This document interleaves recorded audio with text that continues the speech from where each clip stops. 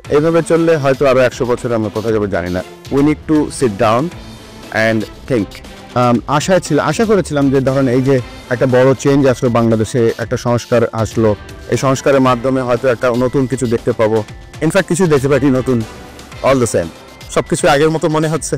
নতুন কিছু দেখতে পাইনি তো এখনো। যদি সুযোগ থাকে আসে করবেন, অলওয়েজ রেডি। এসেই বলছি always ready, free no problem. আমার কাছে মনে হয় Bangladesh is a gold mine for cricket এবং আমরা সময় নষ্ট করছি।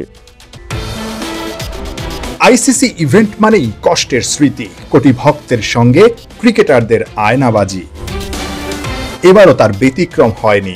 বাংলাদেশের বিদায় নিশ্চিত হয়ে গেছে এক ম্যাচ আগেই। বারবার কেন হয় এমন ভরাডুবি?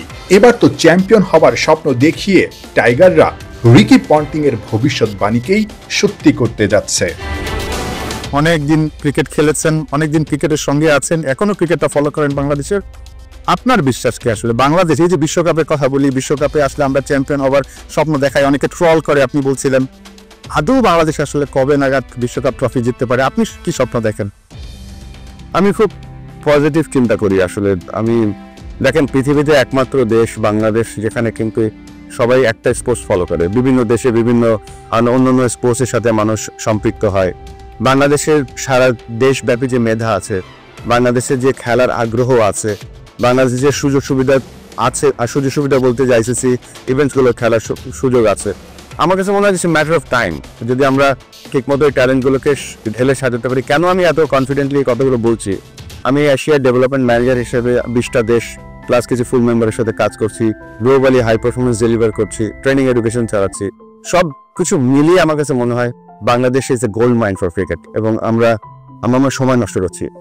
সেটা কবে হতে পারে যদি আসলে সব ঠিকঠাক থাকে? এইভাবে চললে হয়তো আরো 100 বছর আমরা কোথায় যাবো জানি না। We need to sit down and think. মানে এই যে এই কথাগুলো শুনি, এবং এই কথাটা আপনিও অনেকবার শুনেছেন, আপনি কেন আসছেন না ক্রিকেট বোর্ডে?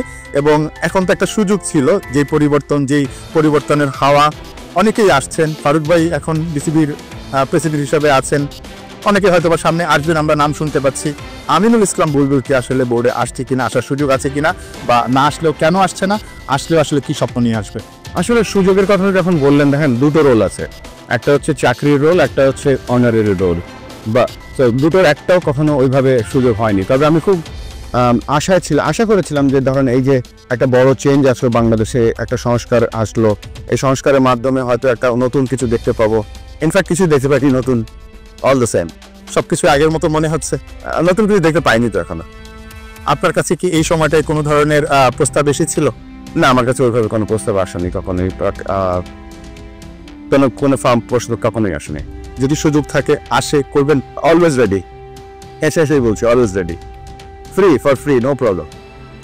নিশ্চয়ই অনেক বড় স্বপ্ন দেখেন বাংলাদেশের ক্রিকেটকে নিয়ে, সেজন্যই এতটা কনফিডেন্টলি আছেন। স্বপ্ন থেকে বড় কথা ভালোবাসা, স্বপ্ন থেকে অনেক বড় হচ্ছে ভালোবাসা, মানুষের ভালোবাসা। আজকে আমি যেখানেই আছি, এতদিন ক্রিকেট খেলতে পেরেছি, to love of Bangladesh and love of বাংলাদেশের সাধারণ মানুষ। আমি তার সবাইকে ভালোবাসি, নিঃসন্দেহে ভালোবাসেন, সবাইকে ভালোবাসেন ক্রিকেটকে, যার কারণেই ক্রিকেটের সঙ্গে প্রয়োজনে সুযোগ আসলে আবারও যুক্ত হতে চান বাংলাদেশের সাবেক ক্যাপ্টেন, বাংলাদেশের টেস্টে সর্বপ্রথম সেঞ্চুরিয়ান আমিনুল ইসলাম বুলবুল। বাংলাদেশকে নিয়ে যে স্বপ্নটা দেখেন, তিনি সুযোগ না পেলেও বাংলাদেশ যেন খুব দ্রুত সেই লক্ষ্যে আসলে পৌঁছে যান, সেই স্বপ্নটাও দেখছেন। হেমিং জাসিম, 71।